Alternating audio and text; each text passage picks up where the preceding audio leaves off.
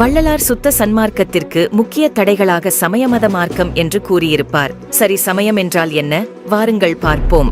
சமயத்தில் வருகின்ற சிவாய நம என்பதற்கான பொருள்: பூர்வம் சிவனை நமஸ்கரிக்கின்றேன், பூர்வம் சிவத்திற்கு என்னுடைய கருண உள்ளங்களை சமர்ப்பிக்கின்றேன்.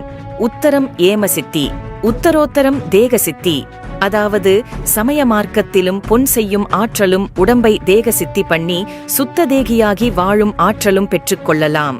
ஆனால் சமய மார்க்கத்தில் பெறக்கூடிய ஆற்றல்கள் எல்லாம் அந்த மார்க்கத்தின் தலைமையாகிய கர்த்தாமூர்த்தி, ஈசுரன், பிரமம், சிவம் முதலிய தத்துவங்களின் கால பிரிமாண பரியந்தம் வரை இருக்கும். அதற்கு மேல் அது அழிந்துவிடும். ஏனென்றால் அந்த ஆற்றலை நமக்கு வழங்கும் கர்த்தாமூர்த்தி ஈசுரன், பிரமம், சிவம் இவர்களே அழிந்து விடுவார்கள். இதனால்தான் சிவாய நம மந்திரம் பயனற்றது என்றும் சுத்த சன்மார்க்கமே சிறந்தது என்று கூறுகிறார் அருட்ஜோதி வள்ளலார்.